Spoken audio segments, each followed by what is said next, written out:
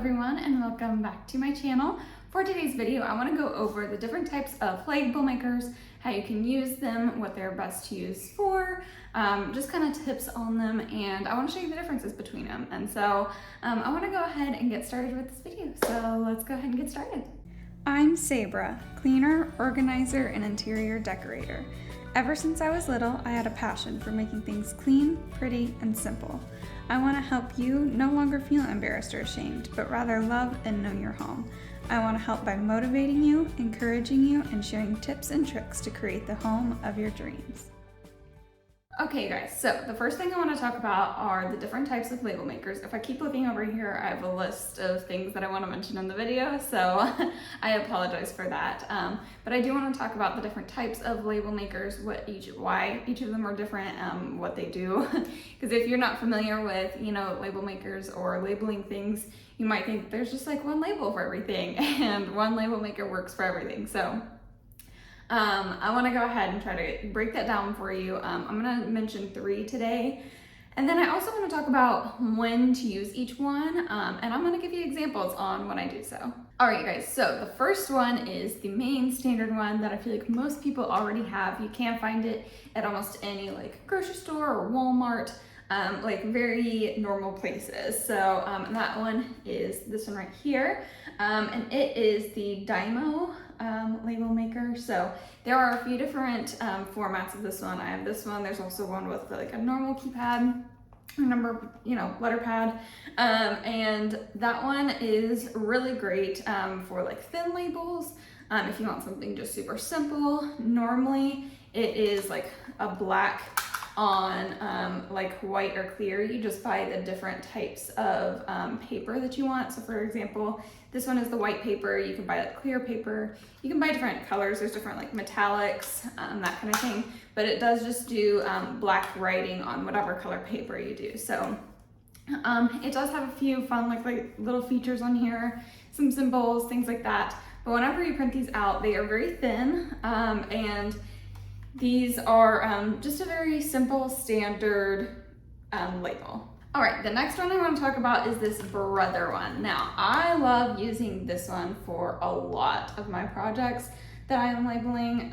This one it has a little bit of a larger label. You can pick some different sizes. So this one is the 1-inch one, but again, you can pick different widths for them. And then it goes pretty much as long as you want it to. So now this one can also be very simple and black and white and that kind of thing, or you can also do it very colorful, very pretty, crazy fonts, that kind of thing.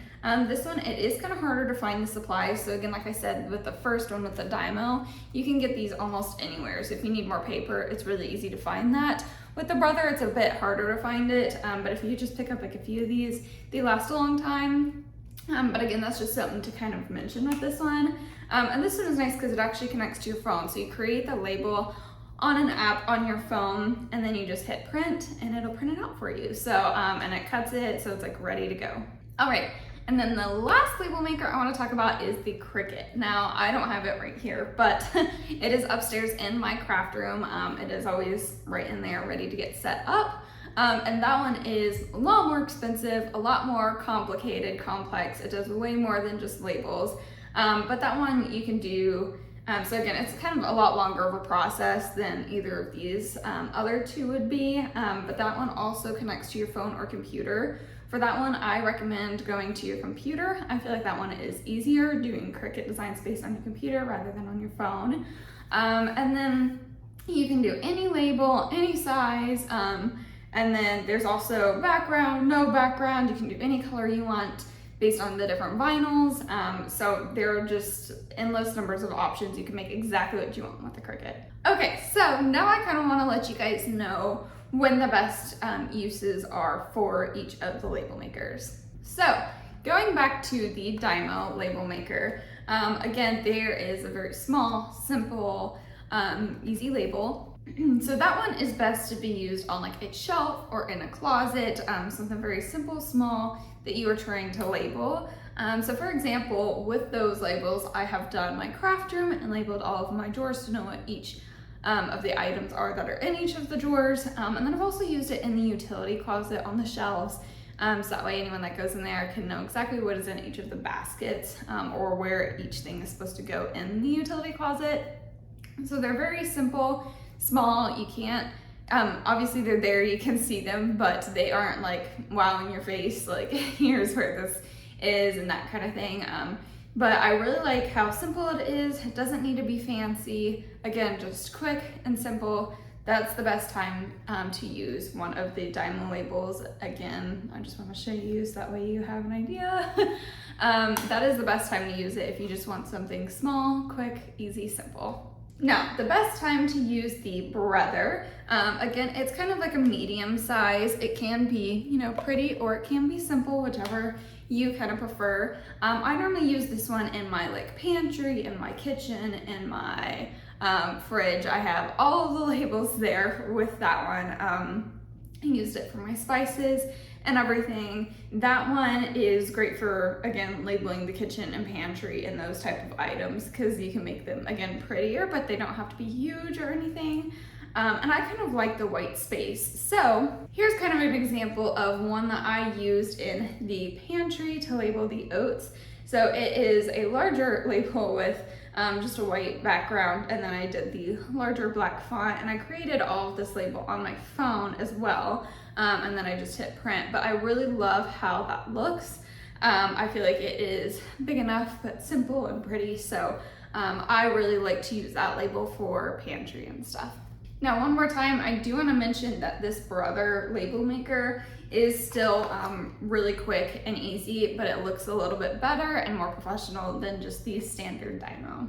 And then last but not least, with my Cricut, and I do have the Cricut Maker, the first one, in case you guys didn't know, I have that one, and I always use that one for something super fancy. So if I have a certain vision, if I have, you know, something very specific that I want to kind of create, then I will use my Cricut for that. If I have a bigger area, like space that I'm labeling, then that's something I will use it for. Lots of times I don't use a background for that, so instead you'll just have like the letters or just have the numbers instead of having the white background. And I did forget to mention, this is a label I also made with my brother. So what I did was create the label kind of in the center. I did a fancier writing, and then I had a white paper that I put it on, and then I laminated it. So that's how I made this one. But if I wanted that to be a little bit bigger, if I didn't want that white background, then I could use my Cricut, and again, it would just be like the label or the color of the vinyl that I would be using.